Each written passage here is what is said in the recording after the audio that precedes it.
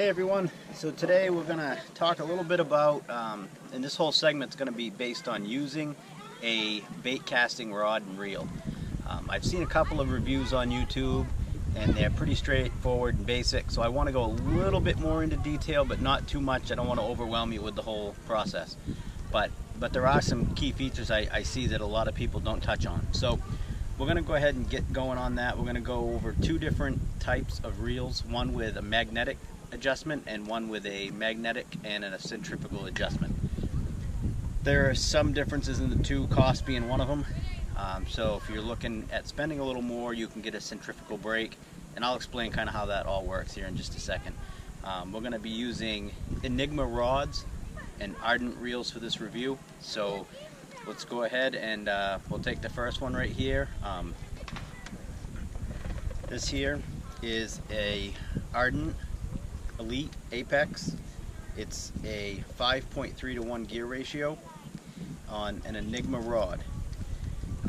So part about, just get that out of the way. When you first set these up, the adjustment you want to do is your rough adjustment knob, or your tension knob some people call it. So all you want to do is adjust that so that when you hit the cast button, your bait falls slowly to the ground. So it's pretty straightforward, and you just adjust it and you just keep working with it until it's right where you want it to be. And so I can go ahead and I'll show you what that looks like here in just a second once we get this one dialed right in. There we go. So you can see here we're just going to hold the tip and that's going to drop in, and we didn't get a whole lot of play there, which is just exactly how we want that to be. Once you get your rough adjustment knob, I call it, or like I said, some people call it a tension knob, once you get that adjusted, you're in pretty good shape as far as, you know, when you cast. On this particular model, this is the model that only has a magnetic brake on it. So how we get to that on this model is there's a little screw on the other side here that I'm going to have trouble opening because we're on camera.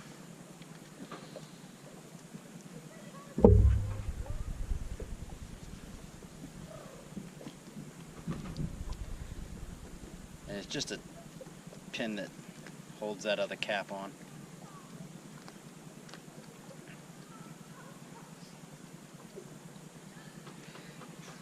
And then we take this off. It just turns down. On most models it turns down and it just slides out like that. And you got your reel right there, and then your magnetic braking, which is right here. Now how this works on most every reel that I've had is when you adjust this knob, it adjusts the space between the magnets and your reel. So you can see there's like that little bit of space on the holder and the magnet. So when I crank that back out, you can see that that space goes away. So essentially how that's working is it's putting the magnets a little bit closer to your reel, which slows it down. Now that's a fine adjustment there. That's a lot of people use it for the wind, so they adjust it to the wind. And again, that's perfectly all okay. There's nothing wrong with that. If you're new, your very first time, or even if you're struggling with getting this to work, you can simply just crank it all the way up to 10. You know, turn your magnet all the way up. It's not going to hurt anything. Let me get that cranked back in there. Yeah, so you know, just crank it all the way up. All it's going to do is slow your bail down a little faster.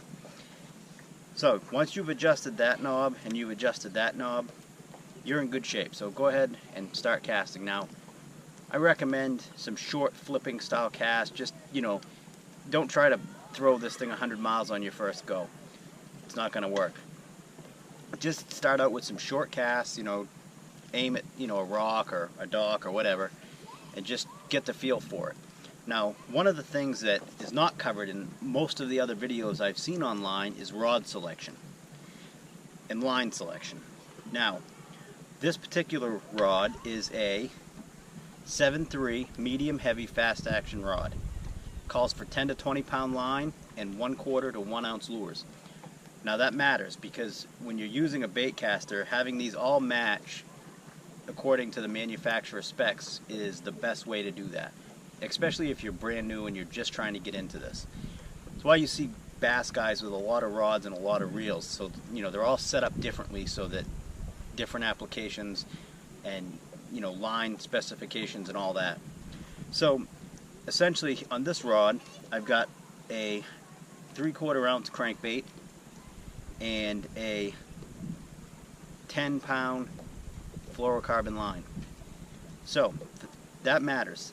You want to pay attention to that stuff. So get your reel set up. A good generic setup, if you're looking to just start this whole process, you could start out with a 7'3" medium heavy action or medium heavy fast action and a 6.5 to 1 gear ratio reel. Something like that is a good all-around setup. You should be able to fish a lot of different baits on one rod if money is an object and you don't want to buy 10 or 15 rods or however many you want. So that's kind of that in a nutshell. I mean, it's pretty straightforward, and like I said, when you first start casting, just make some, I sit right here, just make some small little casts. I mean, that's a good 10 or 15 feet away.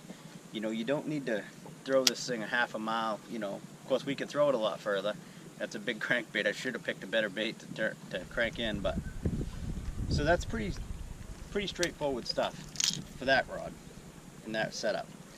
Now, here we have an Ardent Apex Grand, and I got just a little jerkbait on there, and an Enigma Phenom Titanium. Now this is a 6'8" rod, medium fast action, 10 to 17 pound line, 1/4 to 3/4 ounce bait. Of course, I have about a 1/2 ounce jerkbait on there, and again, I got 10-pound fluorocarbon on this. So that, the setup, the line and the bait setup is correct. Now the reel. This reel's a little bit higher end than the other one. Both great reels, but this one has a centrifugal brake. Now what that means is, think of it like this. This is how I put this in my mind. I think of a competitive figure skater. When they're spinning in one place and they got their arms spaced out, they don't spin as fast, but when they pull their arms in, they spin very, very fast.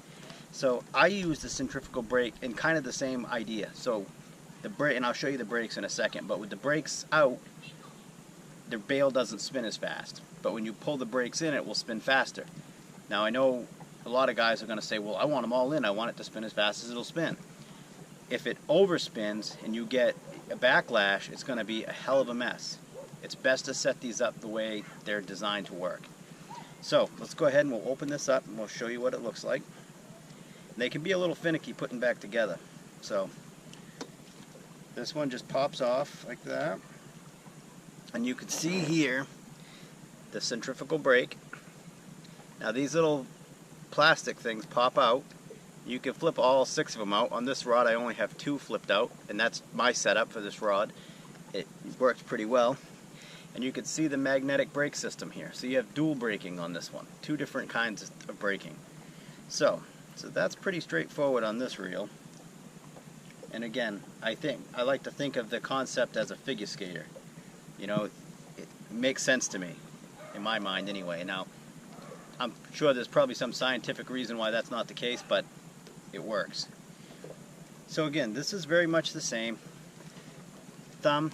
When you cast, I didn't mention this on the other rod, but when you cast, it helps if you start with your thumb just barely touching that spool, at least until you get comfortable with it. So just, short flips with your finger just barely rubbing it, and you don't have to get crazy right off the get-go. So go ahead and practice, and I'll tell you, practice, practice, practice.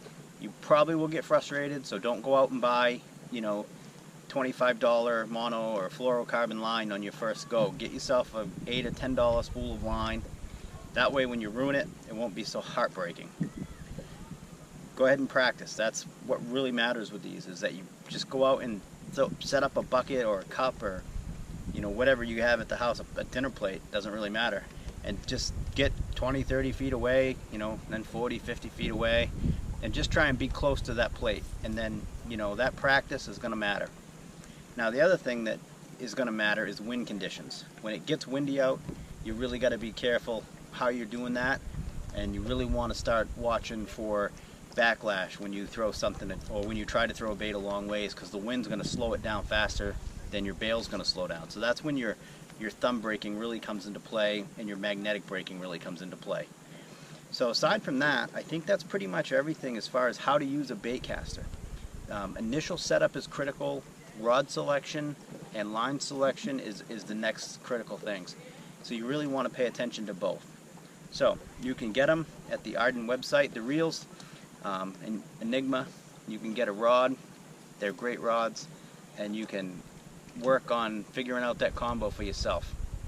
Now, don't go to your nearest, Walmart or whatever and buy some cheap, $25 rod and reel setup, because that's just simply not, in my opinion, a good choice for anyone who really wants to learn. I mean, you really want a decent quality, and I'm not saying you have to buy the top of the line, but you really want to start out with a decent quality rod and a decent quality reel to start this process. And you'll see that after you take a few hours or whatever it is and put some time into this, that bait casters and the correct rods really make a big difference in your fishing.